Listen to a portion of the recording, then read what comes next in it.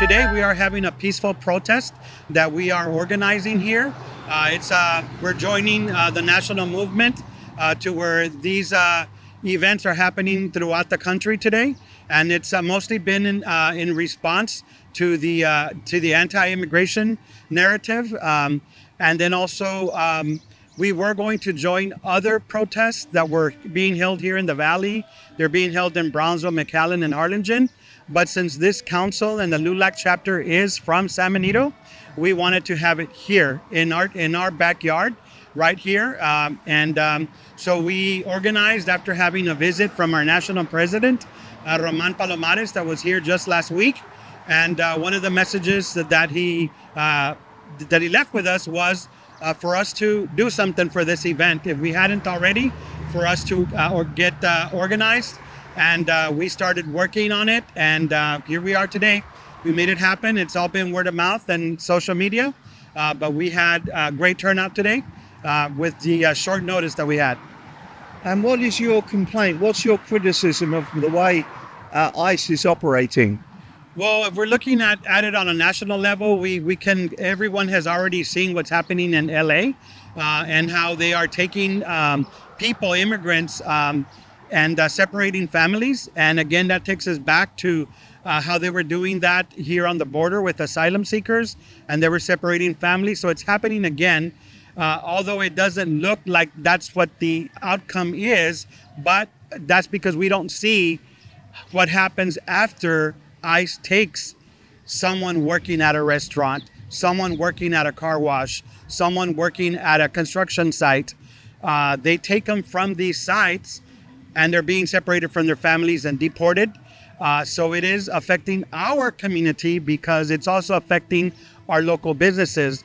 If you, just here in town, we have several restaurants that already have, adjusted their hours.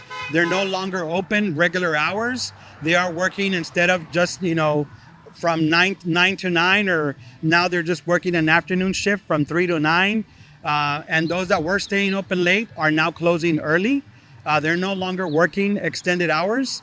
And again, you can see in all of the restaurants' social media pages how they are now posting they're hiring, and they have positions that are open because there's lots of vacancies, and those vacancies represent a person, and that these people were taken from their job.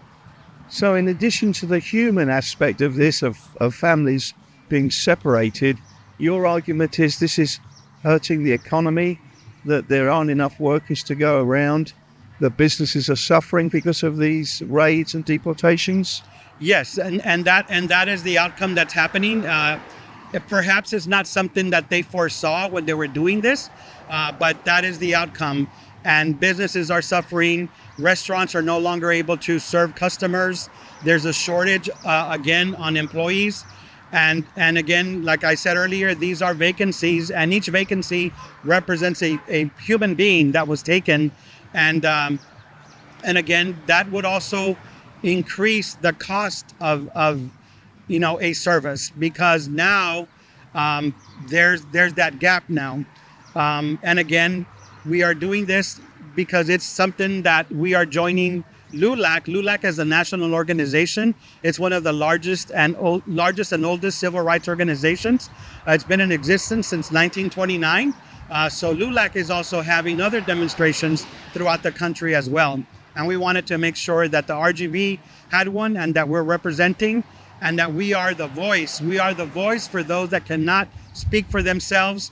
And obviously they cannot speak for themselves because they're already deported. What do you say to the argument that the people that ICE is rounding up are undocumented, they're in the country without legal status, they shouldn't be here? There is a percentage of the community that feels that way. They're just anti any undocumented immigrant, and therefore, if they're not supposed to be here, they don't have the papers to be here, what's wrong with deporting them?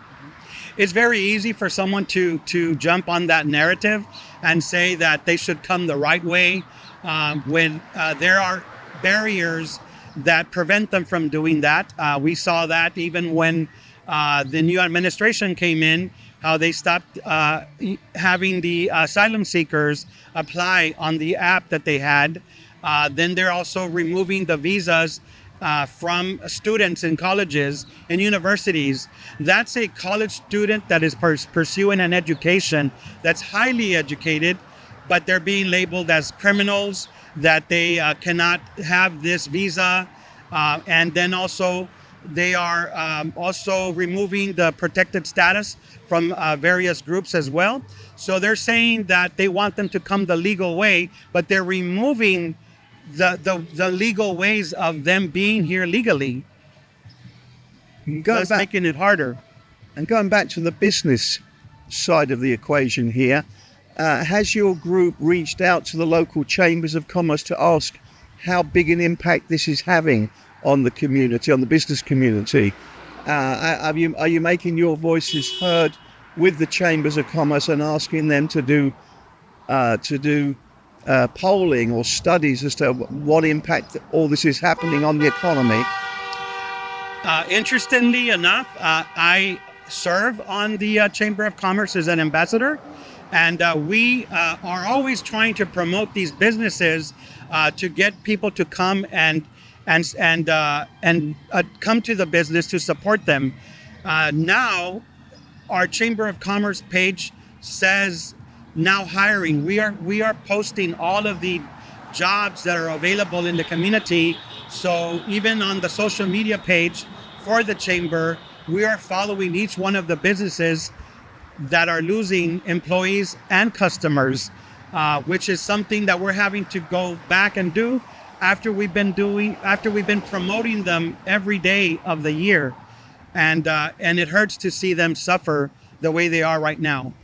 So you're saying that if people go to the Chamber of Commerce website or Facebook page, they can see that the local companies that are members of the chamber, they simply are struggling to find workers because of these raids. Yes, and we have a relationship with a lot of these businesses and the owners, and we have reached out to them, and we have offered on how we can help them. And one of the messages that that they are telling us is that just by being there in their place of business and choosing their business to eat at is already support enough. But right now they are asking us to be a little bit patient, because what used to take 15 or 20 minutes to serve you is now taking an hour because they have no kitchen staff.